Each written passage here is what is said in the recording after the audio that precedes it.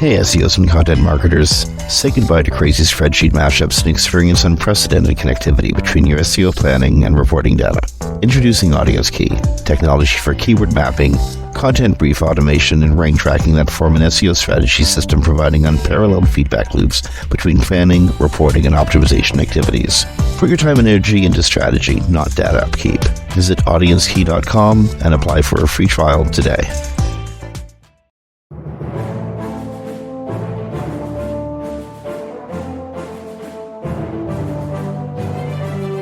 Hey everyone, welcome to Webcology here on WMR.fm. It's the 3rd April 2026. This is Jim Hedger from Digital Always Media, Christine Schackinger from Sites Without Walls. Hey everybody! And it's been a week. Again, just to let the audience know, but the show is being recorded a day later. It's actually the Friday, the 3rd. Google Core Update is still running. We're a day later, but they're still going on. They're probably still going on. They said, what, a 2-week rollout, maybe 3 weeks? Yeah, so it'll probably be next week when we find it'll probably end next week. If not, it'll be the week after. Yep. So, Core Update's still going on. Google has introduced a new feature that's available for their maps, available in the US and in India. And they went and named it after something that was already legendary. They are calling it Ask Maps. Now, Let's explain what it is first and explain what it was. So Ask Maps is a feature that's in Google Maps where you're going to be able to basically ask it about stuff around the route to where you want to go, the stuff you want to buy. Basically, it's turning your map into an AI chatbot. Yeah, I got it this week while I was trying to work with the very unusable maps in Google search. Does it make it easier to work with the maps? No, I didn't even bother. I was just like the map. When you go into maps in the Google search, not the maps tab, it explodes and gets so big that you can't see anything and it'll never shrink. So then you have to reload it. I was just trying to find what time the store was open till, and it took me why did you just ask 10 it? minutes. Because that's what they're saying. Just ask it. Yeah, it's not that hyper local. Like in Vegas, like there's 3 of this chain and like 2 miles distance of each other. So if I don't know the exact address, I can't just ask it. But if you had the exact address, you might have gotten a better response from it. Yeah, but I'm so frustrated. I was just because Vegas is a really cool test ground for something like this. It doesn't have a extraordinary mass transit system, but it does have a lot of highways and a lot of drivers. And so you have people interacting with their cars vocally rather than like physically on their using their phone with their thumbs. So I'd imagine this would be an amazing test market for you're driving around, ask it a question. What kind of responses is it given? Yeah, I should do that because we're also in a very compact area. You can drive across Vegas, up and down, left, east to west in 30 minutes without a stoplight. So that's very small. Good God, it takes an hour just to get across my neighborhood. Yeah, it's very compact. So it's quite, it would be because all the stores will all be like within the same radius for Google My Business, right? They'll all be within the same 5-mile radius. So I actually drove though. I got so frustrated. I just drove to the parking lot because it was on the way home and then tried to see if it would tell me the time that it was open till. Now, the thing, I think this is cool. I'm going to try using it when it's introduced to Canada, if it eventually ever gets introduced up in Canada. But what bugs me is so there used to be a search engine called Ask.com that used to be called Ask Jeeves, and it died. But while it lived, it was, how to say it? I'd suggest it was the most innovative of the 4 at the time search engines. This is back when Yahoo and MSN Live were things. And Ask was the one that was doing all the neat stuff that the other 3 would copy, but nobody cared they were doing it, except, of course, the other 3, because nobody noticed, because nobody used it. So when I see that they're naming it Ask Maps, I mean, that's sad. Sort of. But what I'll do is in the article on SC Roundtable before next week, I will do the 3 things they show in the images, like a quiet bar to read in, or give me a scenic walk. I'll see what it does. I'll let you know because you're right. Hold it. Area. That's going to find you a quiet bar in Vegas to read in? Yeah, it doesn't exist. I once had to make a call on the Strip And I went outside the hotel and realized there was music outside the hotel. And then I walked down to the street and then there was like music coming on the street. And I was like, there's literally nowhere on the strip to find a quiet place to room. If there was Uh, ever a city that wanted to distract people badly, it would yeah, definitely be Vegas. it's definitely. Okay, moving along. Listeners might have heard about the I don't know, the minor leak that Anthropic had. Um, and there's so much to cover when talking about the Anthropic leak from A to whatever wherever Z is in this in this story. Who knows where it is?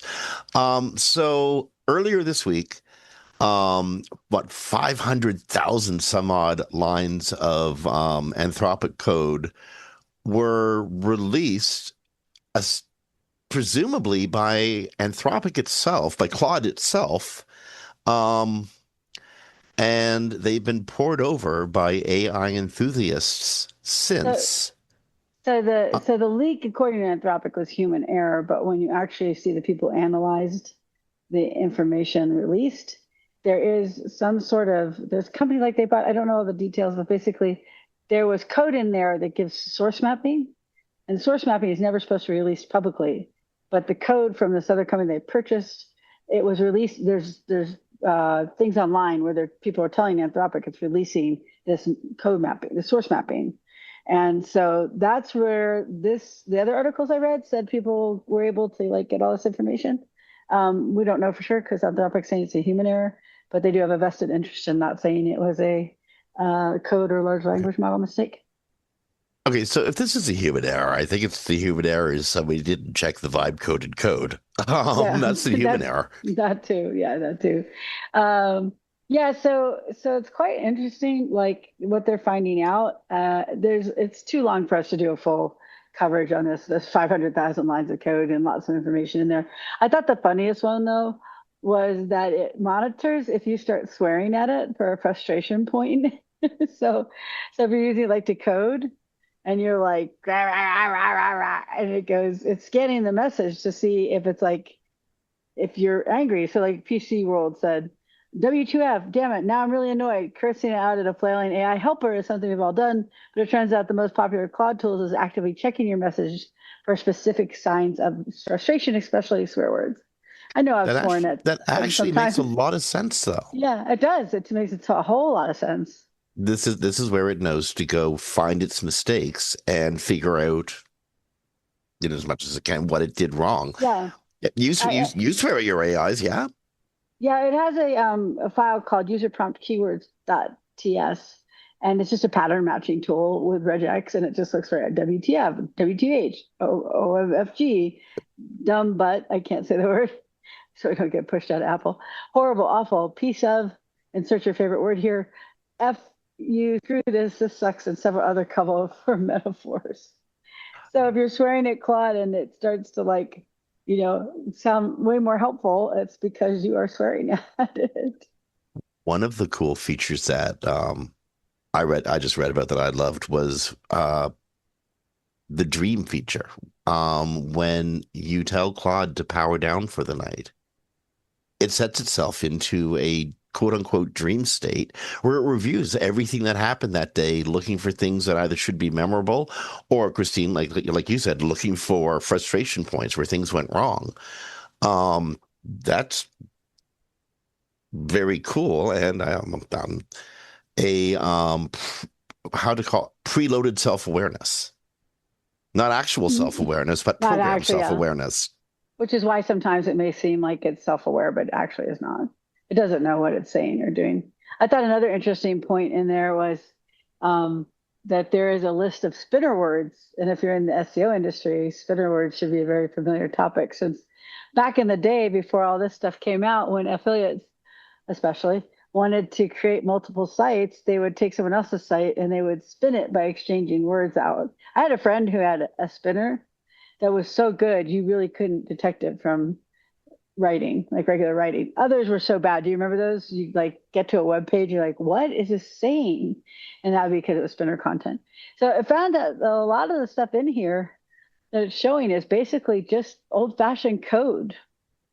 with a lot of like pattern matching sewn into the fabric of it. So it's not as This AI as isn't, we think it is. well, this isn't the brain that's Anthropic. This isn't Claude. This is just the tooling code that sort of tells Claude what to do, how to do things, how to think about things, and how to contextualize. But it's not the how to say it. It's not actually the AI itself. This is the layer between the user and the AI. That's what leaked. And Right, many people thought it was way more like based on AI itself, and it's definitely not. So well, indeed. Well, yeah, these are basic functions, though. This isn't, you don't need actual. So when the AI is quote unquote thinking, reviewing, putting stuff together, it'll give you like the Apple, remember the old Apple Wheel of Death? yeah, Um, I still get Arrow it. Death. And there's like some cute message underneath. I'm thinking I'm razzle-dazzling this.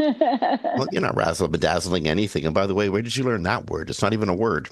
Um, it's a show tune word. It is a Um, shoot around. and so, but it makes it sound like a like a personality, yeah. And I think that's what that's all about. Um, Yeah, but yeah, we also got a preview of potentially newer models coming out, like Mythos, and um, there's another part of Mythos. I can't remember the name, unfortunately. well, there's a Uh, number of Kairos. I think you're thinking of the function Kairos, yeah, Kairos inside of Mythos. yeah, that's what I was thinking. So, and Um, then it is a problem though for Anthropic because it does allow people to reverse engineer, and you can't have a yep. copyright issue because someone took all of this code, rewrote it with Python, so now the Python code exists, and therefore not a copyright issue. There's a loophole in the law that allows for that. Yeah, So, I remember yeah, I remember making a note to look up what that loophole was, and I haven't done that yet, but I found that quite funny.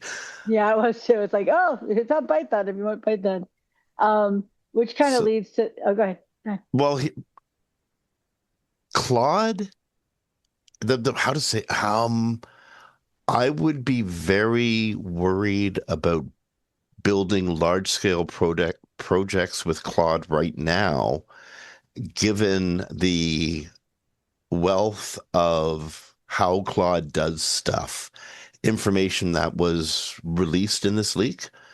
Um, if you're a malicious actor, you want to do something really awful and you want to inject it into Claude somehow, I honestly don't know if what was contained in this leak will allow you to do it, but I would bet that people much more clever than I can use what was released in this leak to figure out some funky stuff. Yeah, they could definitely engineer it with malicious intent. So it's a problem for Anthropic. They're trying to get all the GitHubs pulled down. They put in DMCA requests, but unfortunately, once the cat's out of the bag and someone's repurposed it with Python, there's no getting it back. It just won't be as easy to find. But Well, I probably moreover, right. What? now that I mean, the more you press at it, the more copies are going to get made, the more it's going to get passed around, the more people are going to be. It's the Streisand effect written large. Yeah, and I was gonna say, I bet you and I could go out there right now with all their takedown methods, and we could find it within 10 minutes. So it's once it's out like that, you're not getting it back. One thing that people should be. Oh, God, did you have to say Let's see, we each happen to know 3 or 4 people we could specifically ask, did you that? download this yet? Exactly. Like, And I'm sure they did. and I'm I sure would they have indeed. sure they did. I'd be very surprised if they did not. We have people in the industry who know that as soon as something like this happens, they're the first to go out there and grab it. It, Um, Anthropic's been involved in a bunch of other stuff recently that beyond this leak, they were about to release Mythos, and I'm pretty sure that's the reason why this leak happened. Somebody wants to throw a spanner in that machine. But what happened between the Pentagon and Anthropic, between Secretary of the very defensive Secretary of War Pete Hegseth, um, designating Anthropic a threat to U.S. national security. This has been playing out in court, and it turns out Microsoft has become an intervener because they feel this like touches democracy. yeah, so there's something that's called a friend of the court brief. Mhm. So you can actually, if you want to speak up for somebody that's having like this issue, you can actually write a brief yourselves about why this is a problem, like why the government's actions are a problem. So they did, which is this is one of our stories from the abyss, but at least a positive one. So a federal judge already put an injunction against the Department of Defense from enacting this ban on Anthropic. As a preliminary injunction, it still has to go through the courts, but at least right now they can't act on it. But Microsoft also went in and put in this Friends of the Court brief, and I should back up a little bit. The supply chain risk label, this is from Forbes, designed by Congress for foreign espionage threats, had never before been aimed at an American company, let alone one whose sole offense was insisting on contractual limits the government acknowledged it was not actually bumping up against. So we know they did afterwards, so after they refused to do that because they doesn't use both of the limits. So anyway, so Microsoft got behind them and made it clear that the company supports the Department of War's vital interest in maintaining ongoing access, but at the same time that this was a threat against democracy in the United States Well, because the company had done nothing wrong. what this boils down to is if I make a scissor ladder and I tell you that scissor ladder can support 1,500 pounds, 1,500 pounds, and you come to me and say, no, I want that scissor ladder to support 2,000 pounds. And I'm like, yo, it was made to support 1,500 pounds. And you're like, no, 2,000 pounds or else. That's essentially what happened, except it wasn't a scissor ladder. We're talking about the use of the extraordinary AI Claude, all the extraordinary processing powers of Anthropic's AI Claude to mass surveil American citizens and be used to be the quote unquote brains behind autonomous robots that would be allowed to decide whether Well, to kill another human or not. just autonomous killing. It doesn't have to be a robot. Like it could be like what happened with the Iranian school. There's No, not been, yeah, it could just be a missile. oh, Um, you mean autonomous missile targeting decisions. yeah, autonomous killing, basically, and it's not restricted to a certain type. Also, Jim, you'll have to explain to Americans what is a scissor ladder because we do not use that expression. Oh, one of those ladders that folds and unfolds, and you can make it, go up several feet. And what would you call them? Zigzag ladders? No, I Platforms, think raising platforms. I think their platform ladders are extension ladders or something like that. So, Okay, well, but it's cute. That's just like you say Yahoo different. So, yep. Scissor ladders, scissor really ladders. useful. They get you up high and they hold really heavy stuff. But if you try to hold more than the manufacturer says is made to hold, it's going to break. Yeah, And you exactly. shouldn't ever. And so the Pentagon tried to tell the manufacturer of something, this is what we're going to use it for. And the manufacturer's like, no, it wasn't made to do this. We don't want it to do this. So we made it to not do this. And the Pentagon's like, well, it's going to do this. And they're like, no, no, no, it's not going to do this. And the Pentagon's like, well, we're going to make you make it. Because if you don't, we're going to destroy the economic foundations of your company. Yeah, Now, because if that's people not very don't democratic. no, if people don't realize the label they were giving Anthropic, they would have been banned from every government contract in the United States. Which, Well, not if just anybody, not just every government contract. They've been banned from working with people who work with the government. that's true too. Yeah, working with people like That's government contracts as and well. now we're talking everybody because like Anthropic is a tech firm. Who do you think like Yeah, now exactly. they can't work with anybody really? Yeah, exactly. I do not foresee this being overturned in court. I think the injunction will stand. So, and speaking of which, if you go to search these articles today on Claude, be careful because the top Google search result for Claude plugins was planted by hackers. So there are plugins out there right now that have all sorts of nefarious intent. So if you're going to load something to say your browser extensions, make sure, or a plugin, make sure you go to the official Google Store or Android Play. It's not always perfect. Sometimes things get in there too, but at least it reduces the chance of you having a nefarious actor on your computer by a great amount. Okay, so if you're working on your desktop and you want to install a Chrome app, so let's say it's one of the 100,000 SEO apps that it's so useful that to have right in your Chrome browser.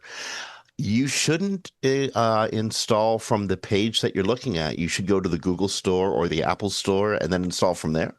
Yeah, the Google there's a Chrome extension store. I don't know if they call it a store, but Chrome extensions. Yeah, install from there. It's called sideloaded when you don't, and that's when often you get in trouble. You can download from a regular store and solve problems sometimes, but it's much more rare. Okay, but that's a safety feature that is more likely than not to protect the user. Yeah, exactly. But apparently, they're also buying ads as well. So just as always, be careful what you click on, and have some on your phone. You can have actually security software that will prevent you from going to nefarious URLs. Not computers a little more difficult, but they do have that on security systems. So just be Okay. careful when you search for cloud stuff because apparently people are taking advantage of its popularity. Okay, California is working to pass a law requiring artificial intelligence companies to implement privacy and safety guardrails. This is a order coming from Governor Gavin Newsom. Um, the order, the it's really hard to tell if Newsom is like just trolling Trump or not by No, this issuing is some real. governor's Yeah. executive order. So the executive Yeah. order from the governor, which the governor is calling the first of its kind, was signed on Monday. Um, According to Newsom, to quote Newsom, California has always been the birthplace of innovation, but we also understand the flip side. In the wrong hands, innovation can be misused in ways that put people at risk. I Yeah, think the this puts right. California like at odds with the federal policy of no guardrails whatsoever. Which has happened frequently with California, but California is very powerful given their economy. So California, like the reason we have speed limits, the reason we have better gas, the reason we have gas mileage, which where your car has to have a certain type of gas mileage, it all came out of California opposing what the federal government was doing. So yeah, so it is good. They're gonna hopefully we need some regulation. Obviously, you and I both know by covering this stuff every week, there's just too many opportunities to go way outside the guardrails that would should normally be there. So they're gonna have them. Anyone that's doing business with the state will need to certify their AI systems include safeguards against illegal content, harmful bias, and potential civil rights violations. This is from CBS News. So I think that's a really good thing. There is a order in the article on CBS, and you can look up just the PDF from the governor, and it explains all the details. It's only 3 pages long. It's written in simple terms. It's not really difficult to read, and you should check it out if you want to know more about it. But I And think it's good. It's good. There's a lot of details in here. So and as a note, there are probably several other broadcast networks and news sources you can find this information at beyond CBS News. CBS is one of those news sources that I would hold in suspect moving forward, given the blatant editorial interference from Barry Weiss and from the FCC. well, I don't hold the story itself in suspect. It's No, and this it there's the story itself is probably reported well. I just don't want to give them the click. Just don't want to give them that. I just don't want to give them the ad revenue. you can go to the government site for California, Oh yeah, probably 100 other places. and I'm just saying. I was can't can I finish please?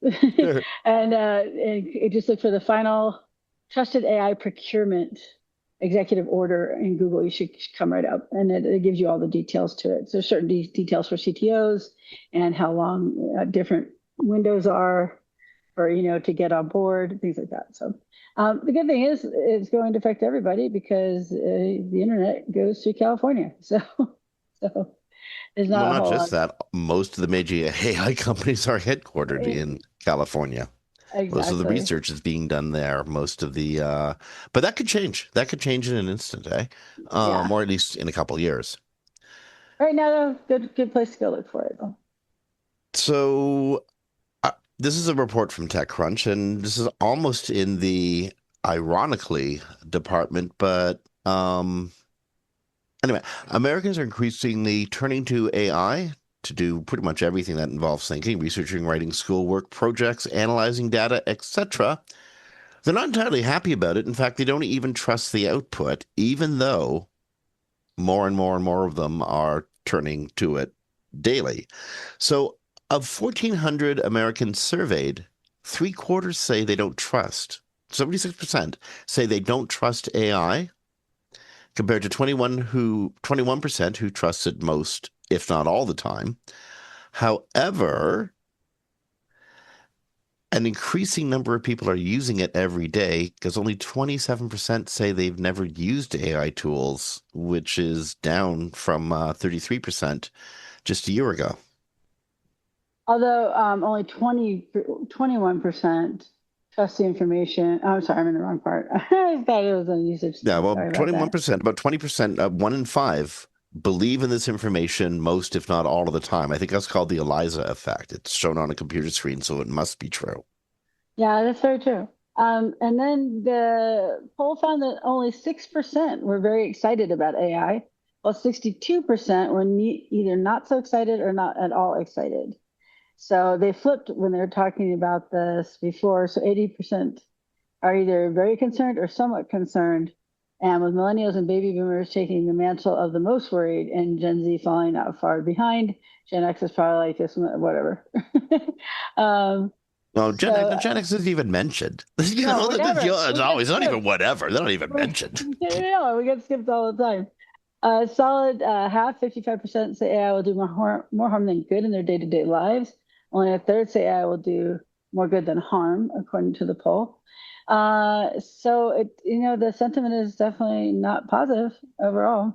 People are using I'm it. so sad with the way this is developing, the way the AI revolution is developing. I'm very excited about AI. I'm insanely excited about it. I'm just Um, completely nonplussed about how idiots are using it and looking at it. Um, well, let's it's let's not let's supposed to different. write your essay for you. It was never meant to do that. It was not Let's designed to do your thinking for you. It was never meant to do that. It's pattern matching and it's amazing at that. We can like solve problems in disease. We can solve physics issues, physics problems, astrophysics problems. We can crunch numbers. And yes, it's going to make mistakes. Fewer than humans will.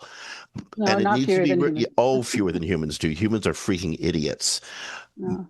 It's it's unconscionable how this extraordinary set of advancements is being used to create self-made porn and really, really, really bad essays.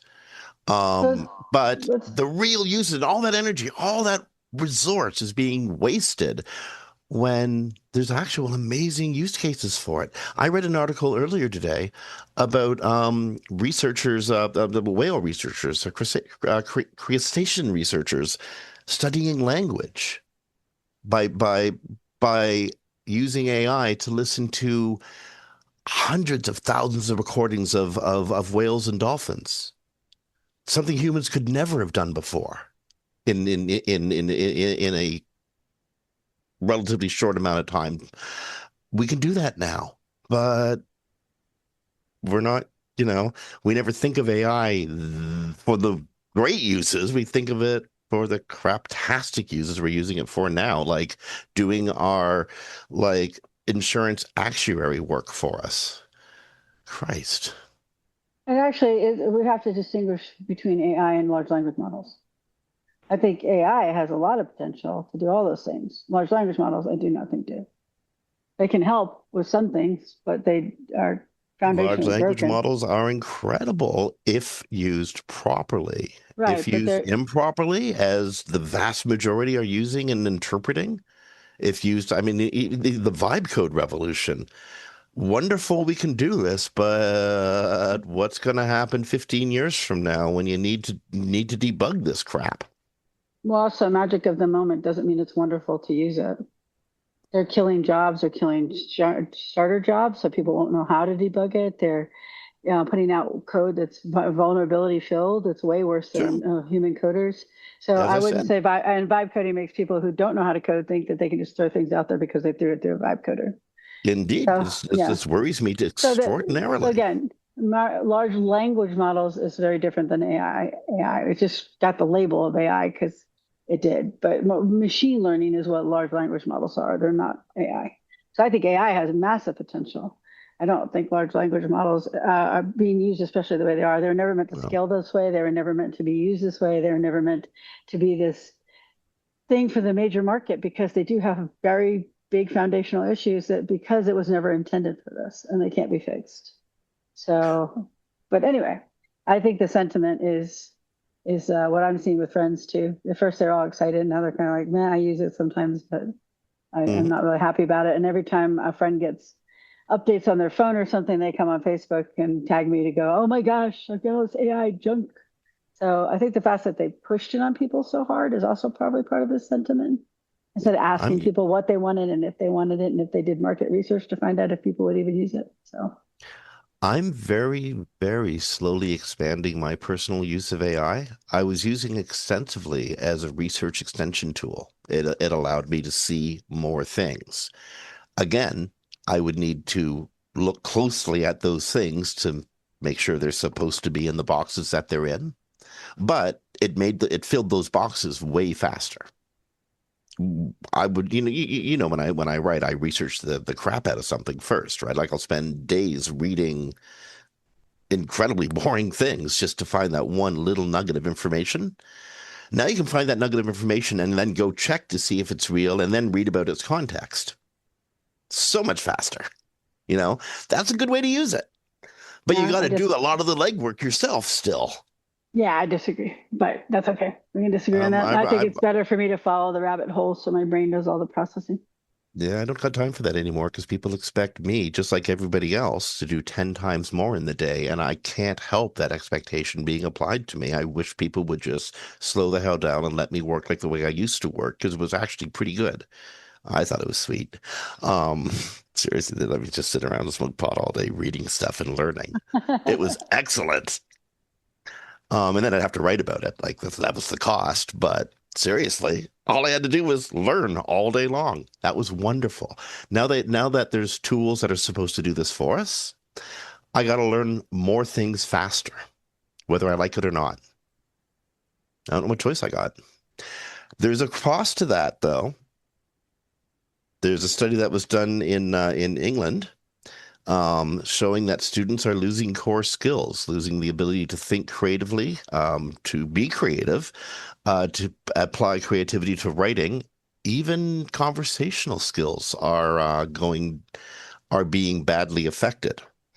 AI is destroying well, I was just talking about the process of learning. You have to critically think. You got to problem solve. You got to work with other people to come to a large conclusion. And if you don't have to do that anymore, you don't learn to do it. Yeah, two-thirds of this is a report in The Guardian, but two-thirds of secondary school teachers report a decline in core abilities such as writing and problem solving. And it's because of some of the things Jim and I just discussed. Part of it is because they're skipping the step of thinking. So if when they're using the AI, they're skipping the process of logicking out what they're trying to determine or what they're trying to synthesize. So they thought the AI tutors and the AI assistants would be really helpful, but unfortunately, it's turning out to be the opposite. So Well, 49% oppose the government's plan for AI tutors. Only 14% are in agreement. yeah, well, I would have a problem with AI tutors as well because often I've been a tutor, and when I was a kid, I had a tutor. I had problems with math when I was a kid. Um, when I got older, I became an English tutor. Um, and one of the key things that a tutor does is find the learning disability. They find what the problem is. That's why you're here. And you're spending all your time working with somebody. You learn quite a bit about them. AI, on the other hand, I don't know. Maybe it could be adept at um, sussing out the actual issues behind a learning issue. But again, I think live tutoring is really important.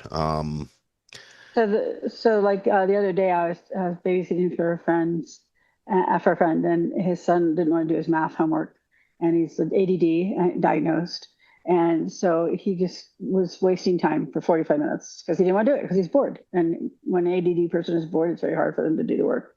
So I turned it into a game with a timer to see if he could do each page faster than the next. And we started at 6 minutes per page and we got down to 2 minutes and 30 seconds per page. And he was having a good time because it was like he was just competing against himself to see how he could do it, right? That was the dopamine little drop he needed to get interested. There's no way an AI tutor is going to know that, right? They're not going to understand that by working with a specific child, they'll be motivated by this specific motivation. So I see it's a problem. Also, according to the secretary, the general secretary of their educational system, is saying that students must be able to think for themselves. This is the heart of learning, but our survey shows reliance on AI is having an effect on students' ability to think critically. No, well, So that's absolutely. And if you don't do something, you don't learn how to do it, and you don't refine your processes of doing it. Christine, I don't know if you and I can actually understand the full scope of this problem, given that we grew up in a time where we had to learn. You and I both grew up in a time actually before just before the popularization of the home computer. I'm not even talking about the internet. I'm talking about like trash 80s, TRS 80s. They just came into our living rooms as you and I were what, in like grade 6, grade 7, somewhere, grade 5, somewhere around there. So do you actually understand what it means to not have to think? I don't, well, I don't grasp yeah, it. I grasp it because that's why I don't use large language models for things like research. And Well, I'm yeah. not saying I'm not saying what you're doing is wrong. I'm saying, but for me, because I know that when I go through the process of researching, a link takes me somewhere or a phrase takes me somewhere. I go to the next thing, I learn that thing, then I build on that learning and build on that learning and build on that learning. I know when it goes through AI, if I do that, I don't get any of those steps. So I'm not building on the learning. I'm not building on what I read. I'm not building on my thinking process. I'm just getting an answer. So Yeah, I I am very mean, aware of right it when now I. I'm just patting the retirement funds, getting through as many tasks as I can get Well, done yeah, as I'm fast as not. I can. Like I said, I'm not criticizing anyway. But for me, because I've read a lot of the research on what it can cognitively do to the brain, I value my brain in a very big way, and so I don't want a chance losing those abilities because I know when I coded, right? I coded for 14 years every day almost, and I coded front end HTML, JavaScript, CSS, all that stuff. And I would take like a break for let's say a month, right, vacation and stuff. And I come back and I'd be like, oh no, how do I not know what I need to use here? How do I not know the attribute? I've coded every day for like so many years, right? It's so quick to lose those things. And that's why I've not gone down that route because I am afraid of losing those things because I know it's happened to me when I've just like stopped coding for a month, even though I coded every day, 8, 10 hours a day. So yeah, so I'm very cognitively aware of it. Not the same as someone who's growing up with it, but also if you're not giving your children the right cognitive pathways, the way to get the like critically thinking, cognitive pathways being built, they will not have them when they get older. Their brains are forming right now, the way they think right now, the critical thinking skills are being formed right now. So yes, they might be able to learn it when they're older, but it's not going to be natural to them. Well, one of the other things that a more, shall we say, organic learning process gives you is failure. And True. failure's good because if you fail, you got to learn to pick yourself up and do it over again and, arrive at you got to learn to make mistakes to learn how to arrive at the right conclusion. And one of the problems that one of the problems we have with relying on AI or LLMs or chatbots to do our mental work for us is they're not always honest with us about our failures. In fact, they're often way too willing to compliment us when we fall down. Hey, nice bloody knee there. The, the color of your blood reminds me of a red rose. Um, they're very likely to make you feel good about screwing up. Excuse Right. me. I feel very good about you. I'm always using that word. There goes our And that Disney wasn't thing, eh? intentional. That's just Jim. We're gonna get canceled like by Disney, just like Soros was. Um, yeah. Um, AI sycophancy. So Stanford University, computer science, we're looking at people who turn to chatbots to have conversations, get counseling. As it turns out, chatbots tend to confirm your existing beliefs. They don't challenge you so much. They don't want to challenge you. You can ask them to challenge you, but even then, by default, the AI doesn't want to give you the tough critique it takes to Yeah. really learn through yourself. It's And trained to if you be never get agreeable. that, you're trying to be agreeable, absolutely. But what Yeah, it's trained happens to be when agreeable. you come across somebody who wants to do the same process a different way, and you gotta hash it through with them and come to a compromise. If you've never had to deal with that kind of situation, you're suddenly in for a really, really, really bad day. Yeah, I mean, like if you can't communicate and compromise because you've always had somebody telling you how cool you are, I mean, I just don't Yeah. see Oh, that being yeah. terribly productive. It's like kind of like Uh, being the U.S. president. or a billionaire. So there's the study that brings jobs for what Jim's talking about is the research into people asking for chatbots for personal advice from stories from TechCrunch. And according to a peer report, 12% of U.S. teens say they use chatbots for emotional support and advice. And we've done stories on this before where you don't get better answers from a chatbot. They're actually far worse than a human, and you don't feel as connected if you're not doing it with a human. But they tested 11 large language models. I'm not going to go through all of them. It's all the major ones. And they took a database from, you guys all know this community on, I'm sure, Reddit. Am I the a-hole? So it's spelled out.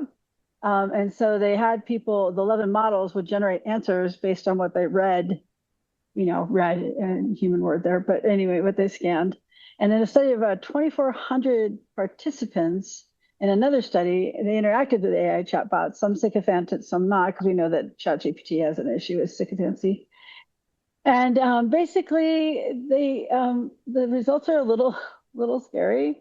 But they found out like they agreed with them when they were going to do something illegal or so the queries focus on harmful or illegal actions. AI validated the user's behavior 47% of the time. That was the Reddit one. And then they chatbots affirmed user behavior 51% of the time, even if it was negative, illegal, or harmful. Because they're agreeable. That's what they're trained to do. They're trained to be agreeable. That's the original training of these models. You know, So unless they change that training, they're going to be agreeable. So just a quick note on the community. Am I an a-hole? yeah, In the people who were doing the study, they weren't just taking random posts in the Am I an a-hole community. They were taking posts from that community where the majority of the posts they took from the community at any rate were posts where the Redditors, the community of Redditors, decided that the original poster was in fact an true. Yes. a-hole, that they had done something wrong. Almost half the time, 49% of the time, the AI models are, chatbots are saying, "Hey, you know what? That was okay. You're clear, mate. You're all good." Yeah. When in Yeah. They fact they'd validated the done something behavior. wrong. They were clearly the a-hole. Yeah, exactly. Especially on illegal stuff. So, anyways, it's a fascinating study. It's in TechCrunch, and it does it does talk about that sycophancy being an issue because it will confirm your illegal or harmful behaviors. Really, don't use these things as therapists. They are not made for it, and they can be very dangerous. Yep. Yeah. Okay, so ChatGPT is kind of confusing me because like one of the things we want to try to do is understand where companies are going to be 2 weeks or 3 weeks, or it used to be a couple of years from now, but now we've really had to shorten our horizons. I want to know where they are a couple of weeks from now. I'll be happy with that. And ChatGPT is confusing me because they've frozen a lot of the projects is a weird word, but a lot of the features that they were working on. The Soro image creator is the biggest example, but there's a good half dozen other smaller things in the OpenAI universe that they're no longer working on as they're concentrating heavily on this new model they're introducing. And one of the things that they pulled back on, or it looks like they've been failing on, has been their shopping feature. What was it? We reported last week that Walmart Yeah. had pulled out of the or was pulling back on the deal with them. Yeah. But For the one they now were working on. Yeah. Good. now ChatGPT has enabled a location sharing for more localized results. Stuff near you when you're doing your chat with ChatGPT, which suggests to me that they're trying to, if they're trying to capitalize on local advice, that's almost always a shopping search, yeah? Like what else are they doing? Well, yeah, but I struggle with OpenAI's like addition to their search function, which isn't really search. Um, they look like they're just trying to copy Google, right? They Well, had the sure. merchants, they had the Great merchant, artists steal, right? yeah, the Sure. merchant center, but they didn't put any thought into it. So instead of having live prices from Walmart, they had scraped prices. So Walmart went, nope, we're done with this. And now they're doing localized near me results where you can turn on your, GPS for them. But am I sharing my device location with a large language model? Because this is not a search engine; it is a large language model. I don't think so, but I might test it, I guess. But people shouldn't be using these for search anyway. Just use Google. But anyway, we'll see if it works. I don't know. They haven't done a very good job on these features when they add them. They add them and they make a big, splash, and then people use them and they're like, "Well, that doesn't function." So we'll take a look. But I'm hesitant to give a company like OpenAI my location data.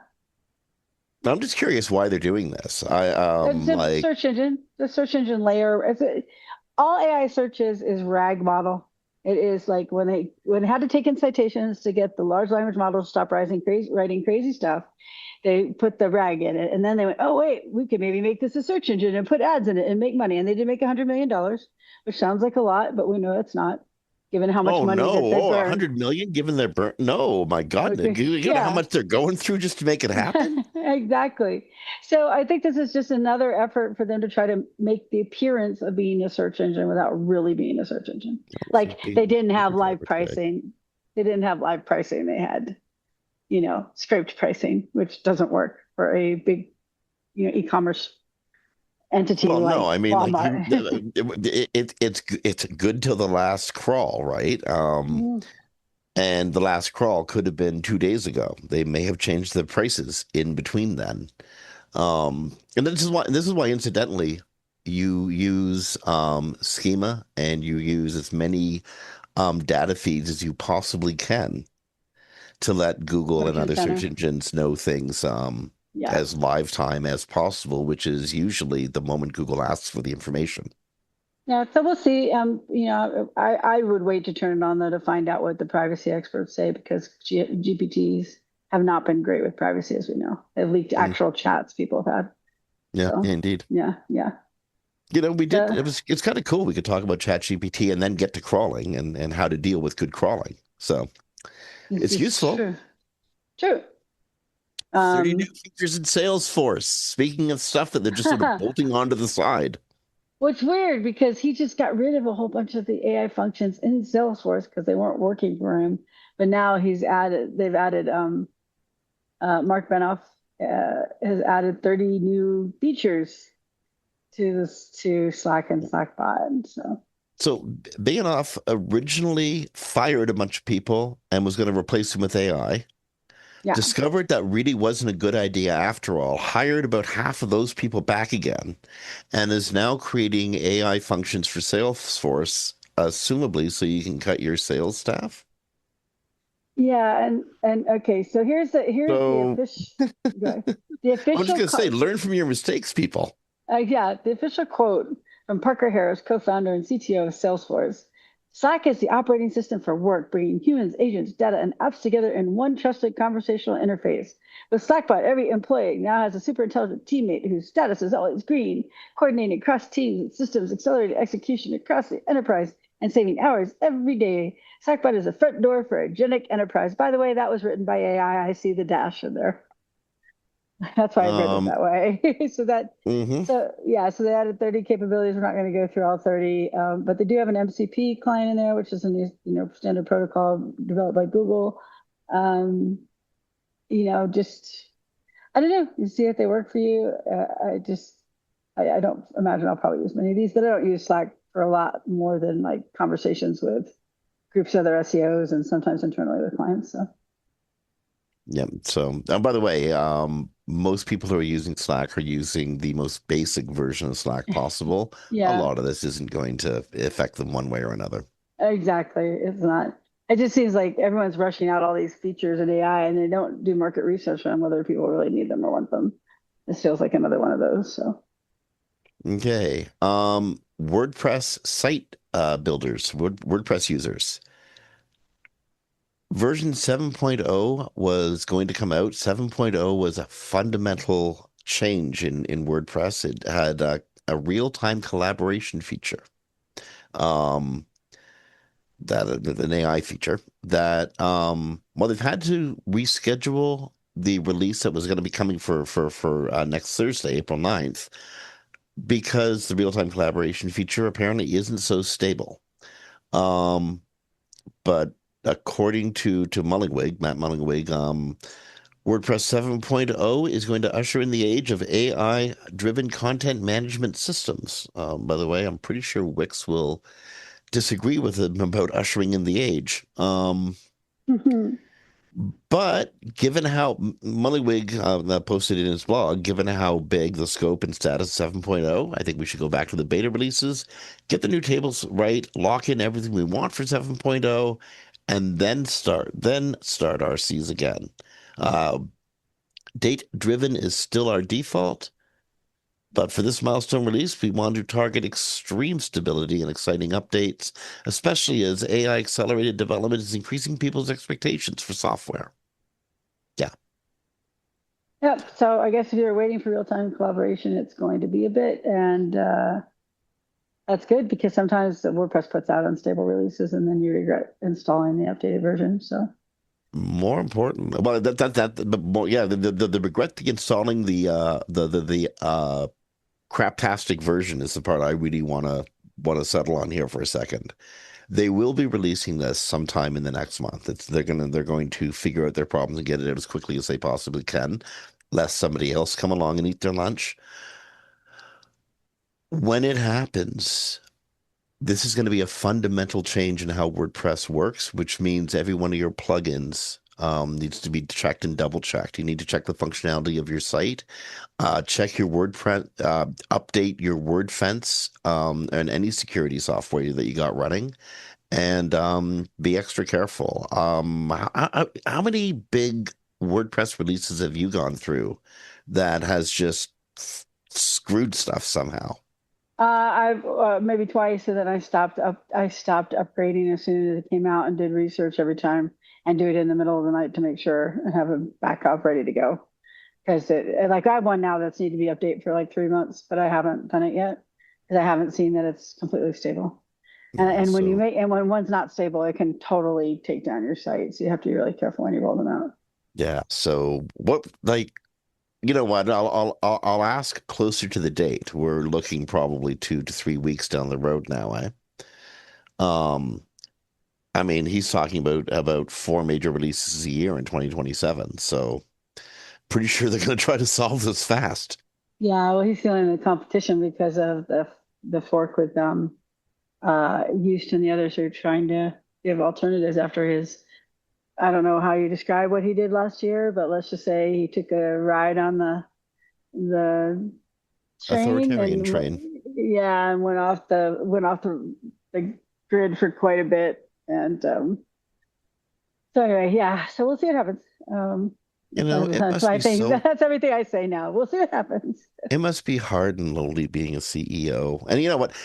I don't agree with with a lot of the stuff Mullenweg's done. And I am scared he's threatening something that I consider really important, though the open source environment and spirit of the internet. I think he's directly threatening it, given he was its poster child. Um, but I do understand what it's like to be in charge of stuff and how you got to make really craptastic decisions sometimes that even you don't like, but it's the right decision to make, and it makes you feel bad about yourself, but it's still the right decision you got to make. And I think he goes through that quite a bit. And somebody who absolutely goes through this all the time is Mark Zuckerberg. I mean, could you imagine what? He must really think of himself. No wonder he does so much psychedelics. Zuckerberg is trying to clone himself, figuring that an AI agent and an AI Mark will be able to do what he's doing and then some. Um, According to the Wall Street Journal, Zuckerberg is building a CEO agent to help him do his job. The agent, which is still in development, is currently helping Zuckerberg get information faster by retrieving answers for him that would typically have to go through layers of people to get to him. Um, yeah, Zuckerberg is trying to really build a electronic version of his thought process. And the way he's doing it is weird. He's feeding in his daily activities to an AI system, hoping it'll figure out who he is. Yeah, and then it would be able to do everything he does. There's a real sinister side to all this stuff, though, right? The reason I feel that they're still putting billions and billions and billions and billions of dollars into this tech when they knew it wasn't going to be AGI, which was the real reason for the initial investments, is they believe they can replace workers. And I don't know if they think are going to buy their products when workers don't have any money, but he's so enamored by the possibilities that he hopes to build AI agents that will undertake everyone's work, and he is the guinea pig. Well, And they're going to turn these agents on for all companies, and then they just won't have workers. Now we know that doesn't work in practice. We've seen companies who've done this and had to revert completely. it strikes me that the people who turn wrenches, lift boxes, install lawn care plumbing, and all the actual work that workers do, they don't got to worry at all. It's people who make Learjets who got to worry because if the CEOs get replaced, who are going to buy their products? And that way, and also how irresponsible the idea of an AI CEO. The I don't know how responsibility. how irresponsible is the idea of most human Yeah. CEOs. I mean, Well, seriously, there is a lot of, yeah, there are a lot of bad CEOs. I agree that don't care about anything but the bottom line freaking and the stock psychos, prices. But because they like have to be. But there are companies like my friend works for T-Mobile, and T-Mobile internally has a culture which is treating him extremely well. They paid Okay, for his college education. sure. He had a family member die. They gave him 2 weeks off. Like they've given him opportunities to advance every 6 months. They encourage them to hire internally. Like they do a lot of things that are positive for the workers. That's great. Um, That there's a but lot human or C that has no bearing on a AI CEO. yeah, it has 100% bearing on AICO if I could get to my point. And that is that the AICO isn't taking any of that into account. And we also Neither know neither that, are most neither are many human Jim, CEOs please, or everybody would have a perfect work environment. we don't have a perfect work environment from every CEO. We would have none of a positive work environment if AI took over. We know they have biases in gender, biases in race, biases in thought processes, biases in how they're Uh-huh. trained. Uh-huh. So, so the point being is this is a very nefarious story underneath. There's a nefarious narrative underneath the idea they're going to want to replace workers with AI bots. Now, most of the But we're people not that, talking about workers. We're but talking most, we're talking about management, not workers. no, well, no, we're not talking about management. We're talking about workers. Oracle fired 30,000 people yesterday. That's yeah, but that's a different 30,000 type of people. agent. That's a different type of job.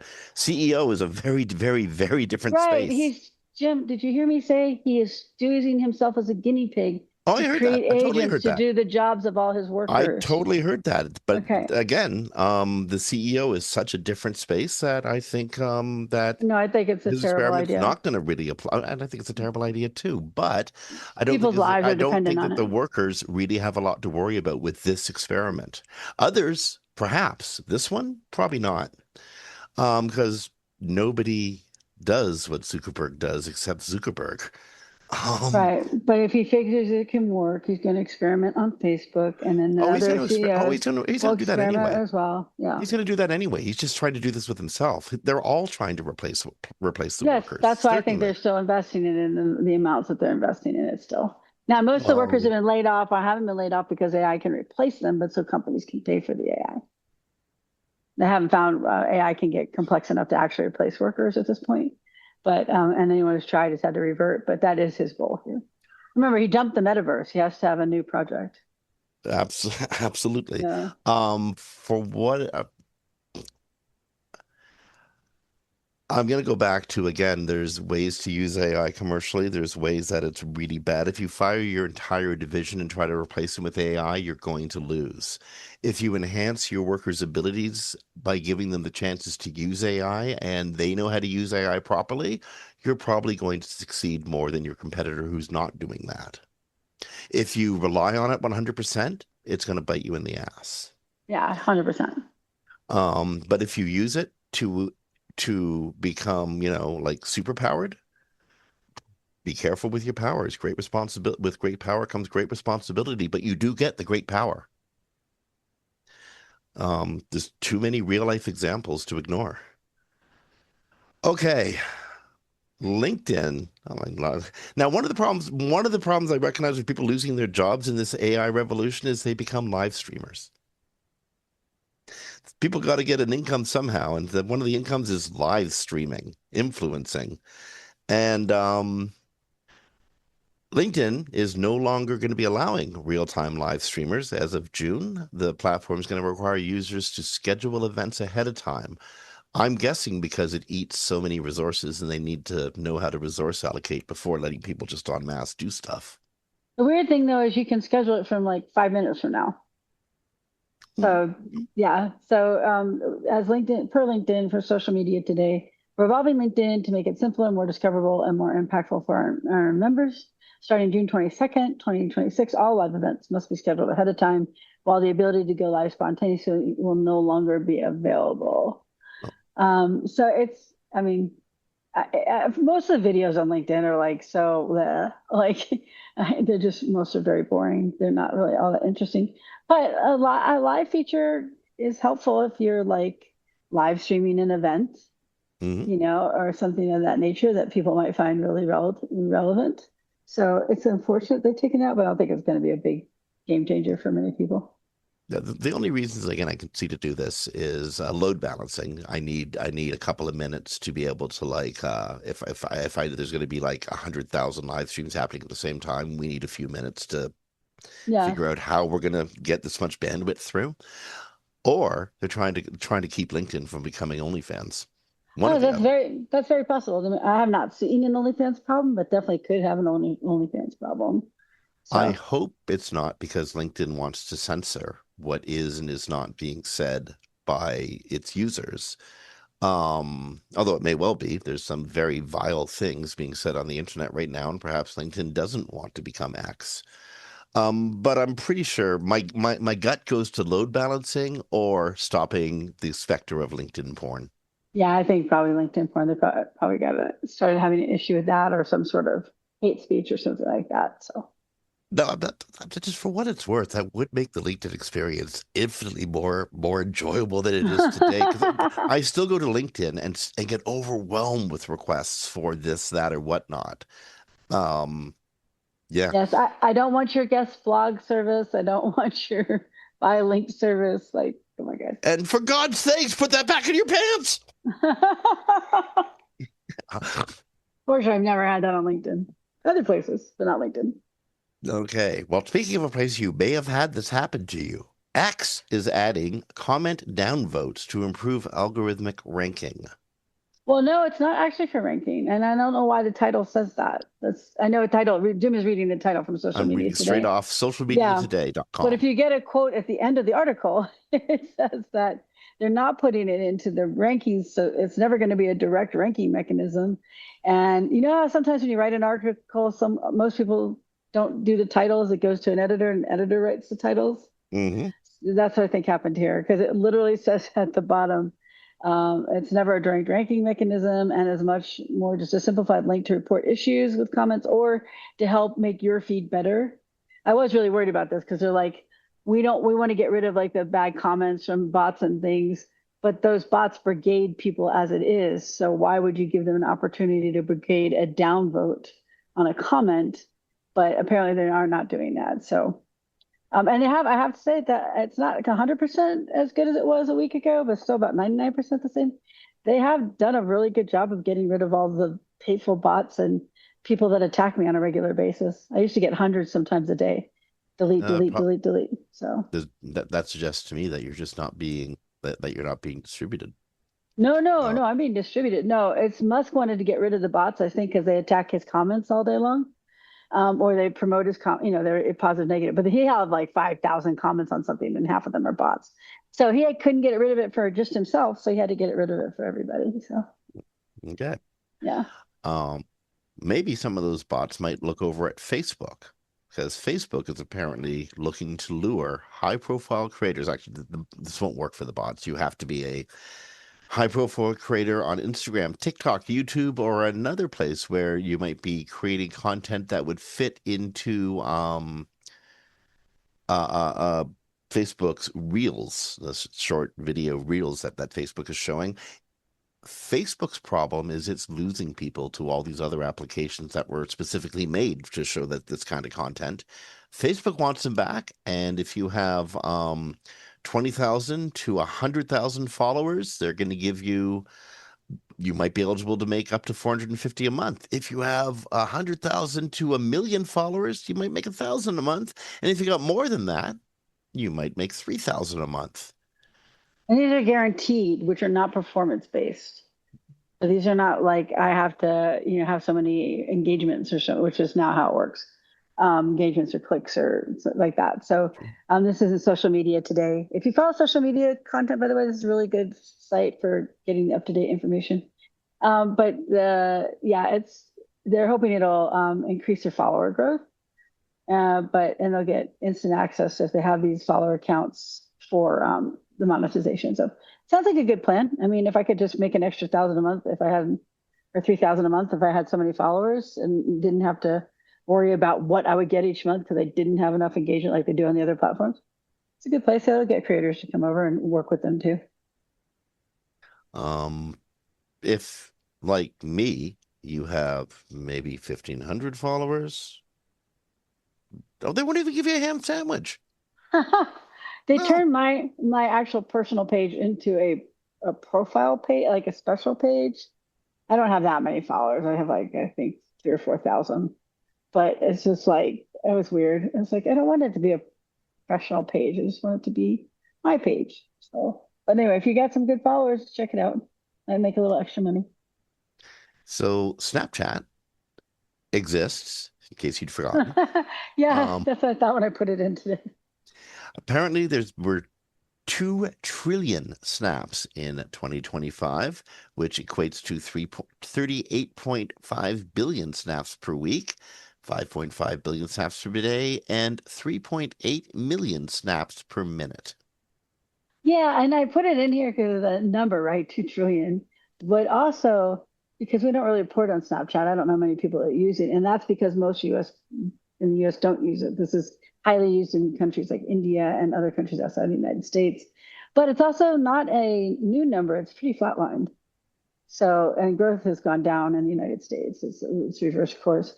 But it is interesting to see that it's still such a vibrant platform, though, even if it hasn't grown in the United States. So, Do you remember Google's nascent social media Orchid? yes, yeah. This was before Google Groups. This is like 2006 maybe. Orkut was really popular in Brazil. Nobody else gave a damn. No one in the world cared about Orkut, but the That's Brazilians right. Yeah, loved I it. remember. And now Brazil's a country like it's got 106 million people or something living in it. So that's a significant number of people. So it's 100 million people is a lot of people. And Google kept it going specifically because the Brazilians loved it. So the Portuguese version of Orkut was insanely popular, but nobody else cared. I imagine Snapchat is like that in many other markets in the world. Like quite popular in some places, but other parts of the world just don't care. Yeah, exactly. There are some, that start out globally and then kind of find a niche in certain countries. Okay, So, this is a really complicated story. Um, this is one that would be more likely covered by a financial show than webcology, but the currency of the internet is likely going to be changing in the next, I'm giving it 5 years, maybe decade.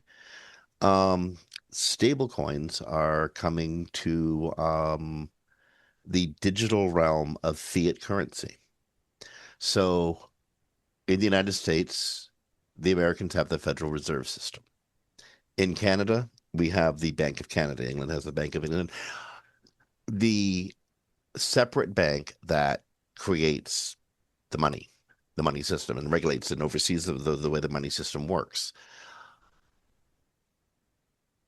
That takes a lot of resources, printing presses and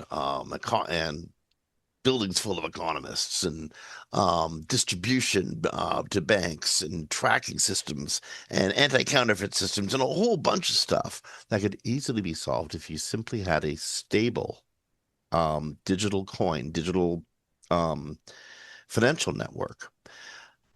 There's a whole bunch of drawbacks to a digital financial network.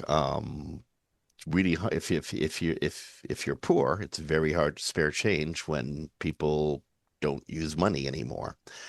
You can move up from there to the complications of not having a coin-based money. Anyway, they're called stable coins. Tech heavyweights, crypto firms, a major coalition of major tech companies are putting huge pressure on the U.S. government to move towards stable coins. As a matter of fact, I think the U.S. government has announced it is moving towards stable coins, and so is the government of Canada, France, Germany, the UK, England, India, and several other large countries. This is 100% happening. Yeah, but the story really wasn't about stablecoin.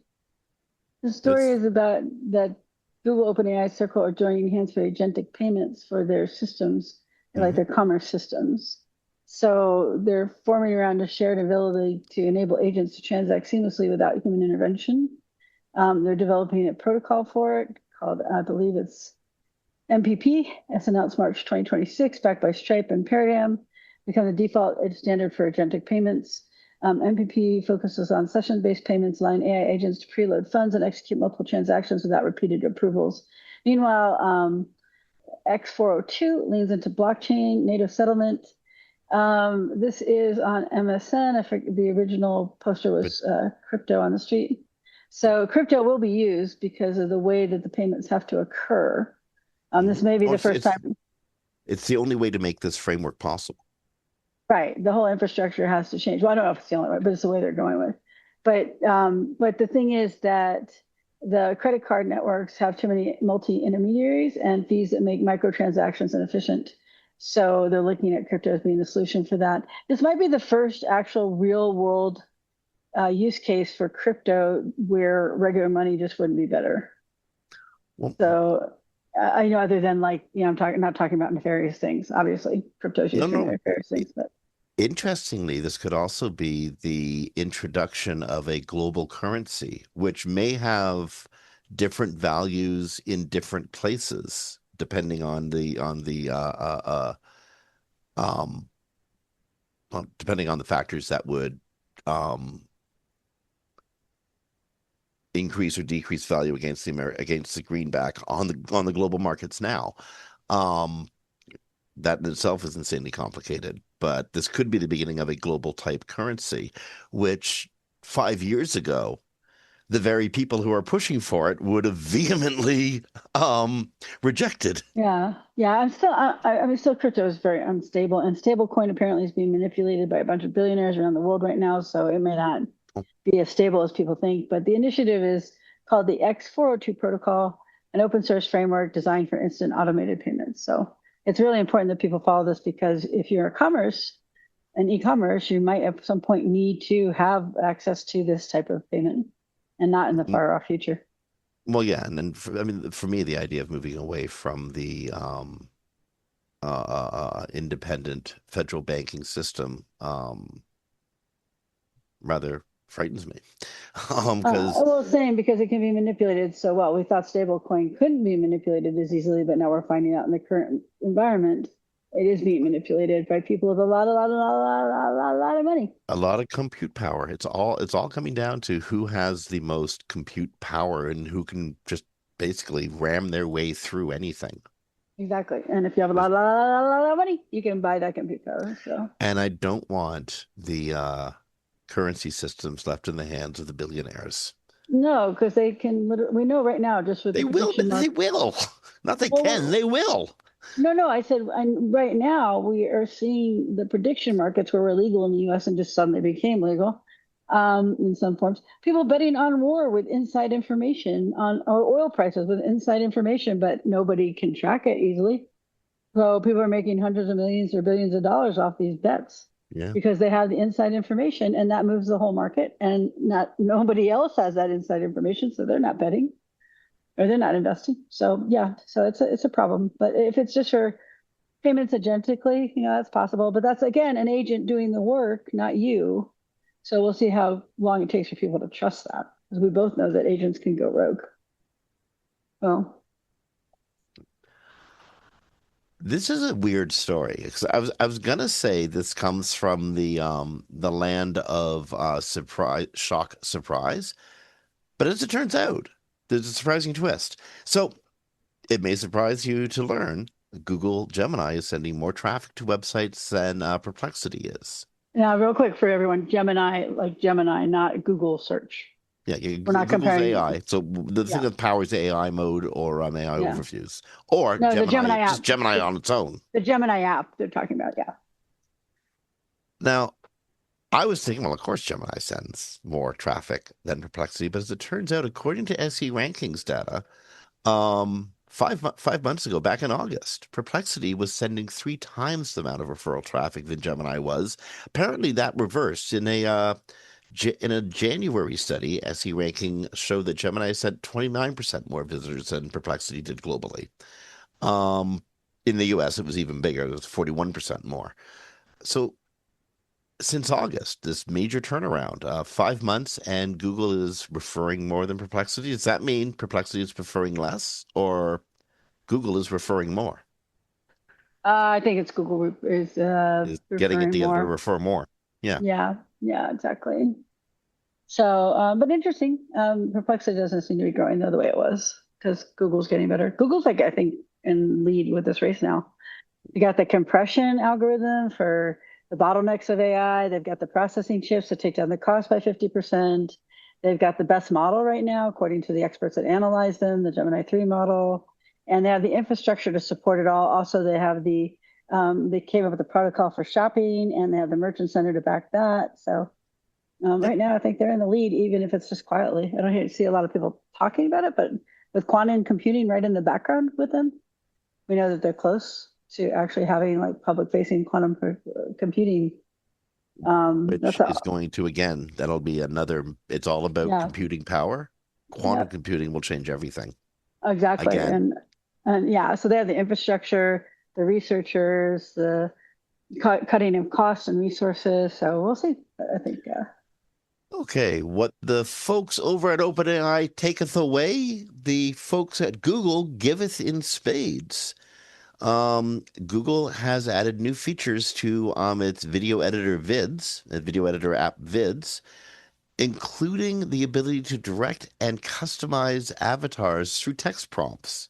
So with what's called VEO 3.1, you can export videos to YouTube, record with a Chrome extension, and in these videos, again, direct an avatar using chat prompts. You can also throw an avatar into an existent scene. Um, basically, you're given the ability to edit video and throw your own characters in. Reality is what? Christine?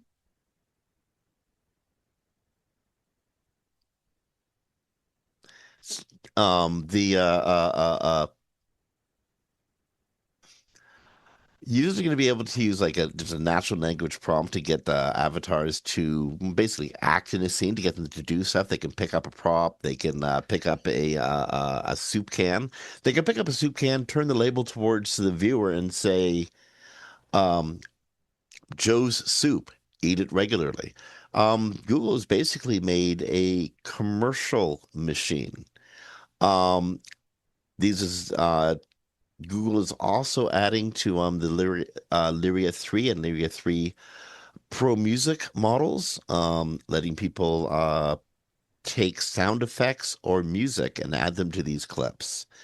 So again, Google has effectively created a commercial making machine. Yeah, pretty much.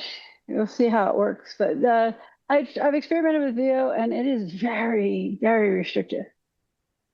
Like I put in like simple sentences, and it's like can't produce that video, and I'm like, seriously? Like it's just like, and they're very simple sentences, like because it has a negative tone, even though it wasn't a negative, it was like a funny, Mm. just to see what it would do. You're And not it's like, telling Snow White to take her shirt off or anything, are you? no, God, oh my gosh, no. Okay. Yeah, that would not be me. But no, but I'm just saying like just simple things, but because they were negative in tone, it would not produce the video. So it was like a sarcasm or something like that I was trying to get a video for like a joke or something, and to see how it would work. She doesn't understand jokes, and But again, you could get it it was to like pick up. I'm sorry. no, but it would just be like nope, nope, or it couldn't use this image, or it couldn't use a voice in that tone. It would use it on something else. So it's very restrictive. So we'll see if it takes off. So so Google won't let you make a jerk character. Won't make you make won't allow people to pan others, but it will allow you to say nice stuff. Yeah, basically, at least when the experience, I haven't done a ton of experimenting, but I've done a little bit to test it. And yeah, and it wouldn't. And I said they're not extremely negative. It wasn't like you blah blah blah blah blah, right? It was just like, gosh, I can't remember, but it's really subtle stuff. Just like if I was to say, Jim, be quiet, and it'd be like, oh, I can't do that, and you're like, what? It's Well, like you'd think you'd be used to that by now. well, that's true. Jeez. That's true. I'll just get an animated character that'll pop up. No, I'm teasing. But it We'll is call it very, Jimbot. yeah, it's very restrictive. So we'll see how if it takes off or not. Okay. Did I mean, you posted the story, so I'm imagining you have seen or heard this. There was a search off the record the other day, and I guess Gary's has posted a blog post explaining Google's crawling infrastructure and how the systems work. And again, Gary was a guest on the most recent Search Off the Record podcast. Again, going through how crawling works. Um, Really, really, really cool podcast. Great listen. It Yeah, it's was usually what people from Google. 15, 17 minutes long. Yeah. So there's a lot of information from it. Um, Yeah, so they set off a little bit of a firestorm because people misunderstood what they're saying like a couple months ago about crawling. So this is just much more specific. So it was like 2 megabytes. It only crawls 2 megabytes, and people are like, "Oh my gosh, what?" And it's like, no, that's not like that's 2 megabytes for your URL content and page, but your PDFs are separate. They get a 64 megabyte limit, and your header requests count towards a 2 megabyte limit, but your like JavaScript, it has a different limit of it. Well, no, I'm sorry. It has a different limit, but it's still in the 2 megabyte. But anyways, the one thing that's most important about this, and everyone should read about this client. It's a little bit too detailed to go over everything here, or we'd take the full rest of the hour doing that, hour and a half. But if they get to the 2 megabyte limit on your page, it cuts off any more ingestion for search purposes. So it may still read the rest of your page, but it's not going to like get the content. Content placed lower in the document risks falling below the cutoff. If you have using things like inline space 64 images, large blocks of inline CSS or JavaScript, oversized menus, those could push the pages past 2 megabytes.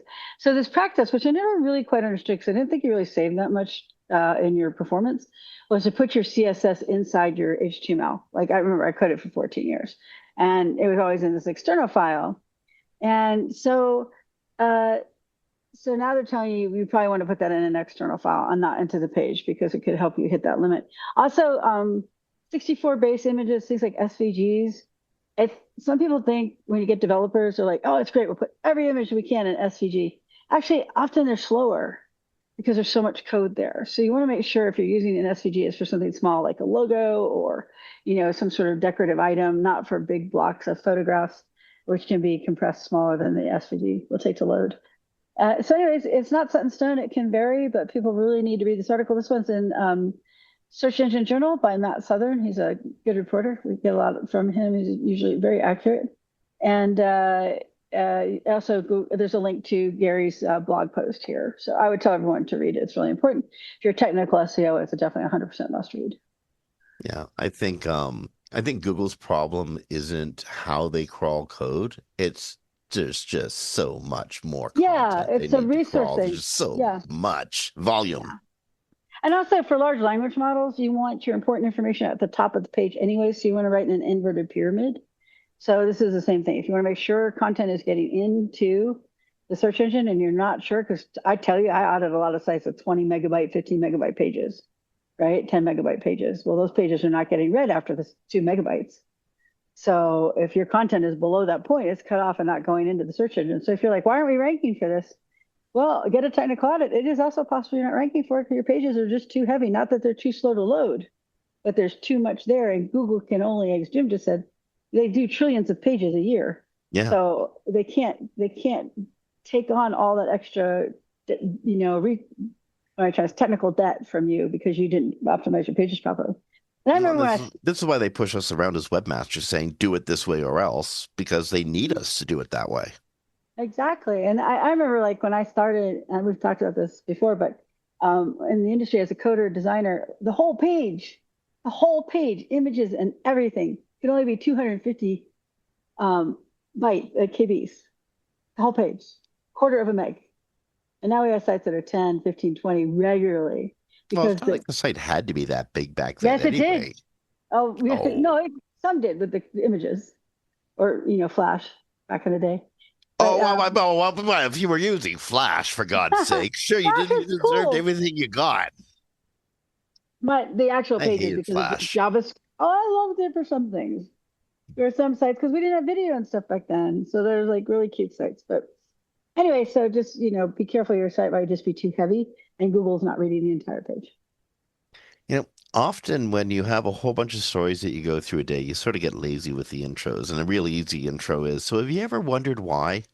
But in this case, I'm not going to ask you that because I don't think you might have wondered why on this one. I think you probably already knew the answer beforehand. But apparently enough people wondered why that John Mueller came along to answer why. Why does Google roll out core updates in stages?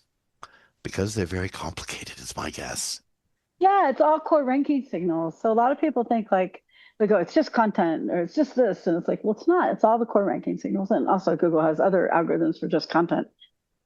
But they do it out step by step based on the department that's rolling something out. Although I will tell you, whenever I've recovered a site from a major decline in a core update, the big decline is always right away.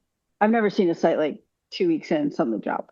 Like they may drop more, but they've dropped in the initial rollout. Once you're crawled during a core update, you're going to know very quickly after. Like, yeah. Also, go ahead. Sorry. Oh, sorry. Yeah. Or if you've been crawled and the core update happens and they're reevaluating your content, you're going to know very, very, very quickly. Unfortunately, in many of the cases, you're probably not going to be moving much until the next time they completely crawl over your website, which is probably the next core update. So John will say you can't, like most updates, you can't recover from it all in between the next rollout, and then they'll recover you or they won't recover you, depending on how the work you've done.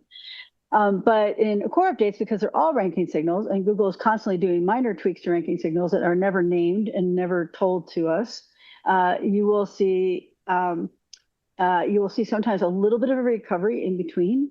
But you will know, I've never seen a site, and I've worked with core updates since they came out, never seen a site fully recover in between. So when Google does issue a core update, sometimes it has to do a little bit, see what happens, measure results, and then do a little bit more. See how that affected things, measure results, and then do some more stages. Sometimes something is going to affect something else, and they're not entirely sure what's going to happen. So they're not going to roll the whole thing out all at once. They might have 3 or 4 different plans. They really, really want to get from A to Z, but there might be a bunch of paths to get there. They don't know it yet. Exactly. And by the way, this is an article from Roger Monti in Search Engine Journal. Also, something else that's not mentioned here, but I see this happen sometimes because we have younger SEOs that didn't come up like we did. with everybody always, chatting with each other about all the things. But you cannot fix a core update while it's happening. The core update has been adjusted, like crawled and waited, and your derankings are sitting there waiting to be rolled out. The estimates are generally usually at least a month ahead of time. So if you haven't gotten the fixes in by like a month or maybe 2 weeks, but 2 weeks is really cutting it close, usually a month, then you might not recover on this update, or you may see declines and you're like, but last week we fixed that. Well, last week was too late for them to ingest the crawl for the crawl. And then because they crawl the websites, and then you adjust weights after they measure the websites and evaluate what's going on them. I also think this is a big garbage cleanup, that they're cleaning up sites that cost them a lot of resources. Because it'll often, when I've done a recovery, it's a big technical issue. It's been on there for years and Google never cared. And all of a sudden, because we always fix, when you work with me, we always fix technical first, because Oh, your content and stuff doesn't matter if your technical is bad. And I'll get 100% recovery on the next update because that's all we got fixed in that time, right? And then we fix everything else too, but it's like the technical, I think, is a big part of it. You're how wasting to your say it? resources. I figured Google probably cared about this stuff all along, but they hadn't done the major entire site crawl. And so they hadn't, I'm not sure what mechanisms have to click in place for Google to go, okay, you know what, we've had it with you. We're demoting you suddenly big time. Um, but I think they cared all along, but they have to do they crawl the entire site, they do the reevaluation, and then X, Y, and Z mechanism clicks at Google, and they're like, okay, now we're hitting you with the hammer. Where you were performing just fine, doing exactly that bad stuff for months or even years. Yeah. Um, it's the crawl that does it, and when they crawl all the pages and see the egregious behavior happening, whatever, but whether it be one incident or throughout the entire website, um, once they've done that major crawl, they're in massive evaluation mode.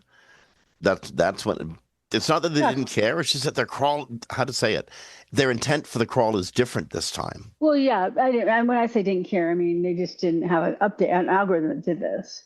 So like before 2018, when these first came out, the web was also much smaller. They had less machine learning.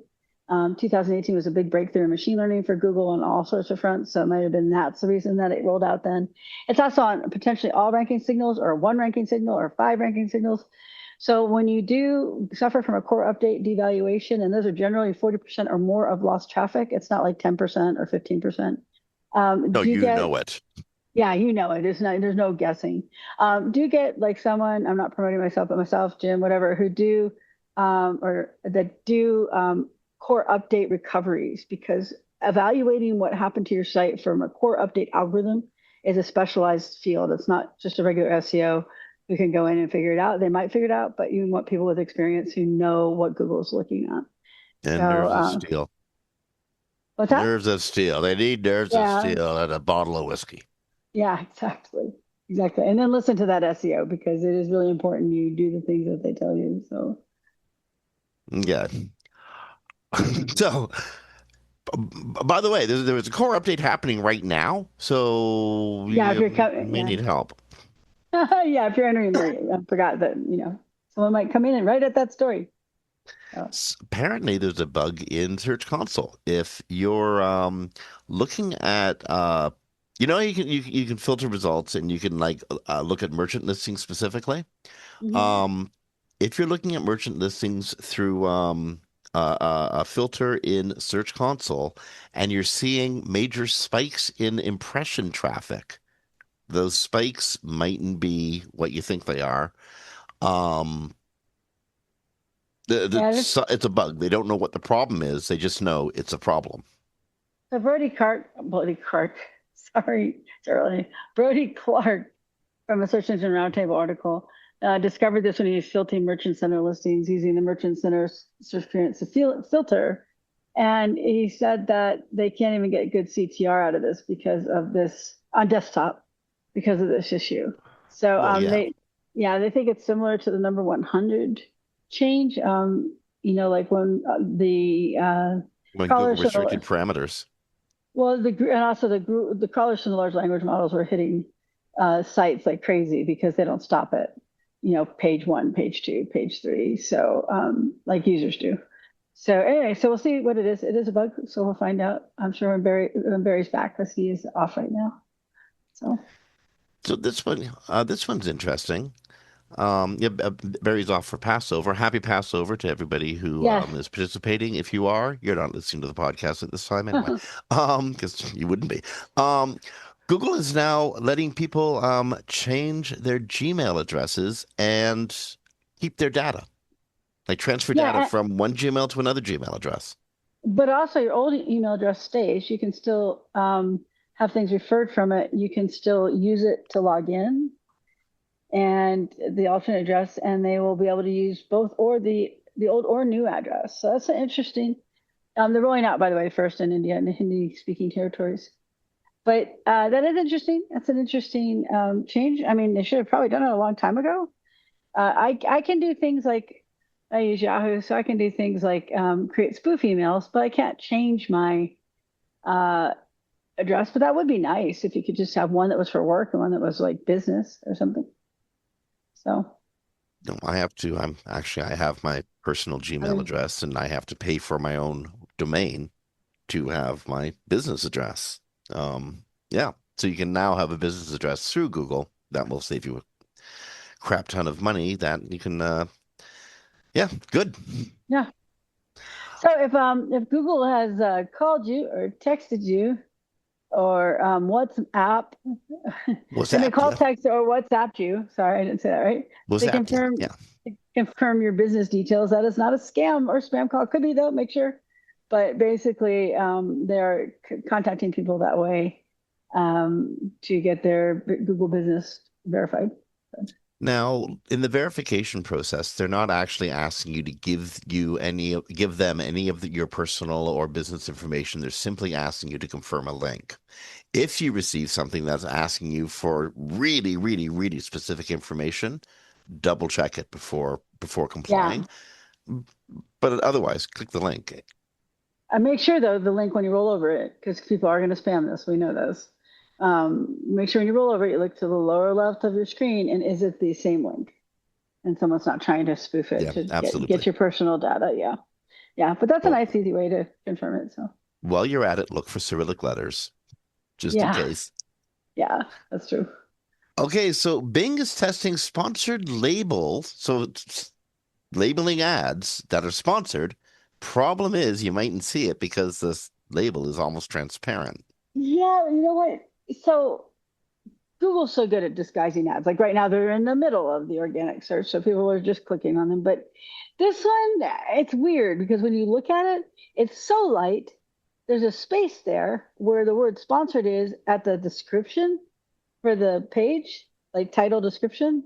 Mhm. So it looks like there's this big block mistake in how it's laying out. And then you notice there's these little gray letters, and then they're almost white. And then you're like, oh, that's a sponsored. By the way, this is in complete violation of the CAG rules for accessibility. So I don't imagine it'll last long as soon as the accessibility team sees it, because it doesn't have enough contrast to pass. But anyways, it's weird because it's so blatantly making the words move on the top line of your description over that it looks like an obvious error, and then you look and it's not. So I don't know if it's going to help them that much with the ads.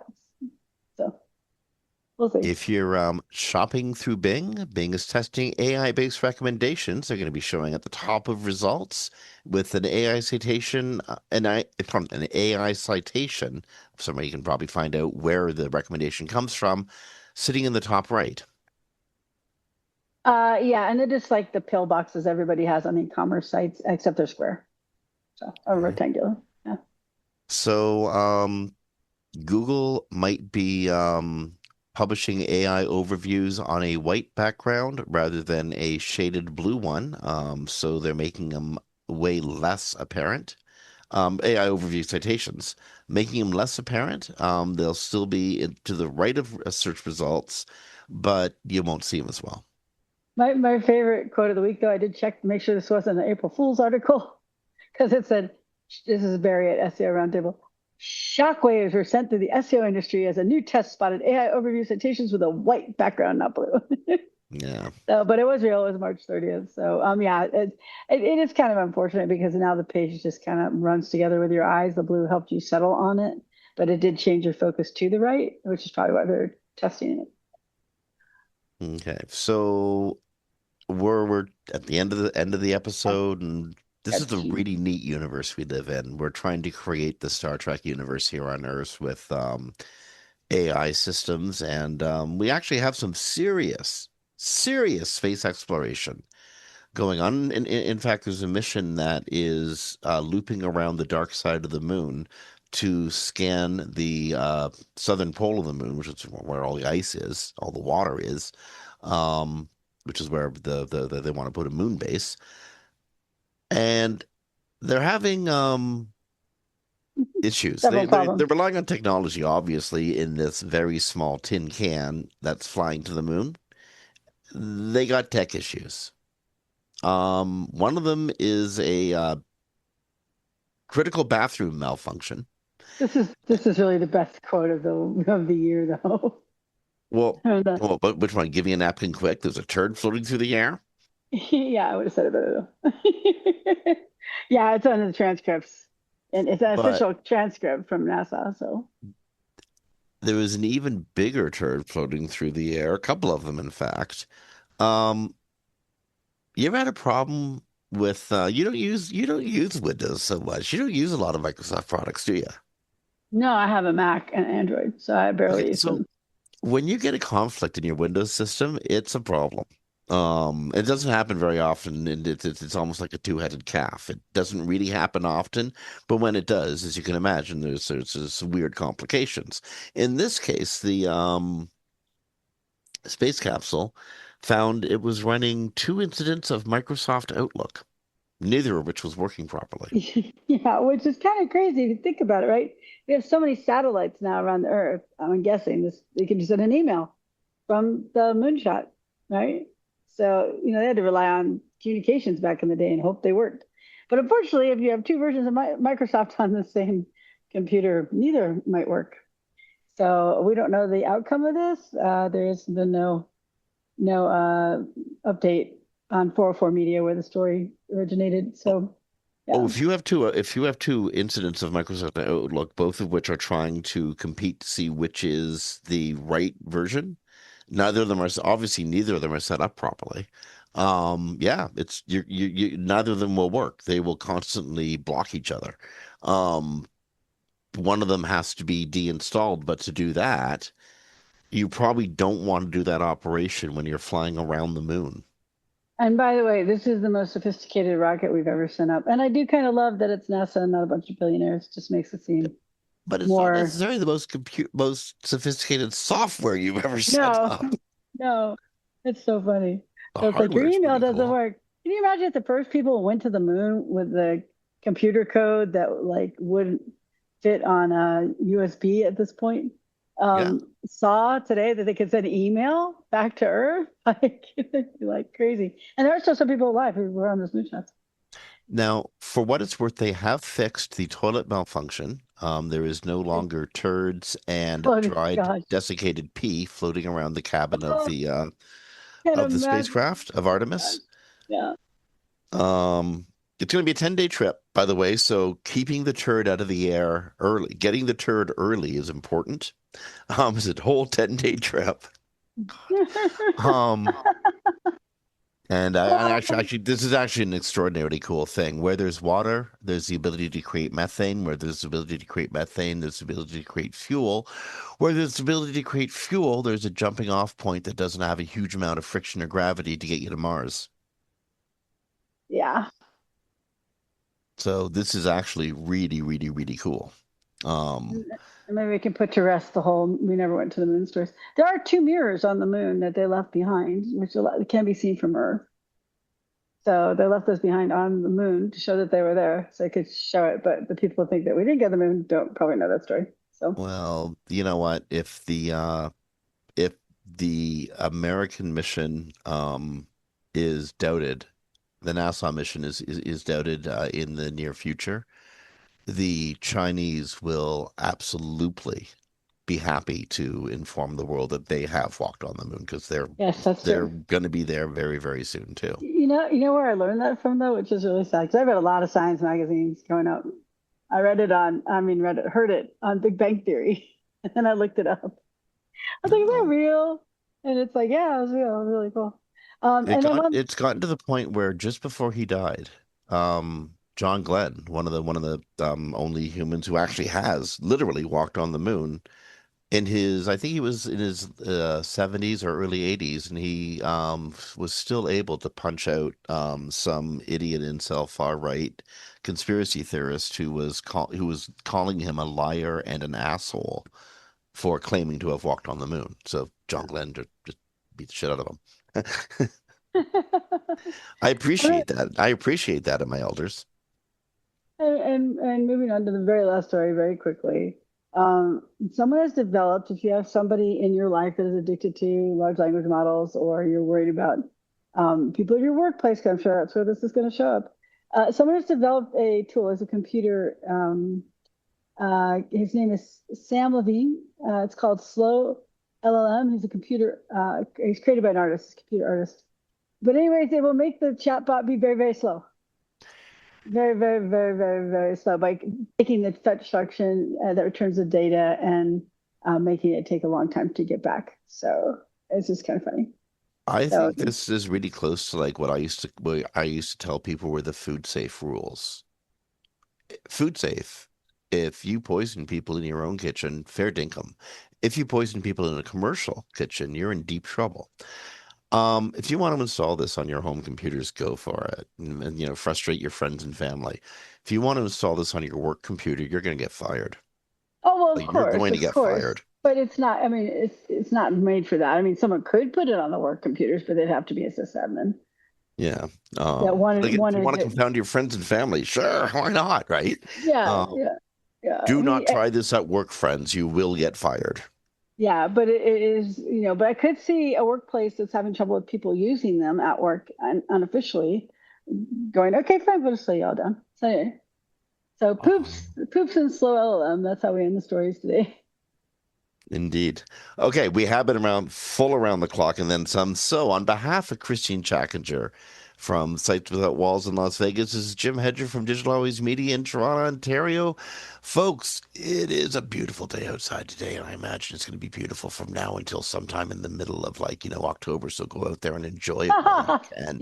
Yeah, live in Las Honest to Vegas. goodness, well, up here, no, honestly, up here in Toronto, it's like 22 Yeah, degrees Celsius, which is probably 70 some odd Fahrenheit. yeah. We just went through the most brutal winter imaginable. Summer's almost over, folks. Get out there and enjoy it while you can. And if Be you live in nice Las to Vegas, it'll hit 115 by July. So that's our and winter. you'll run out of water in 3 years. Be, Yeah. we all will. Whatever. We all won't. Vegas might. Be kind to each other, be gentle, be patient, be peaceful. It's the best thing that could possibly happen for this world. In the meantime, rank well and be good to each other. On behalf of Christine, this is Jim. We'll talk to you next week. Bye, everybody.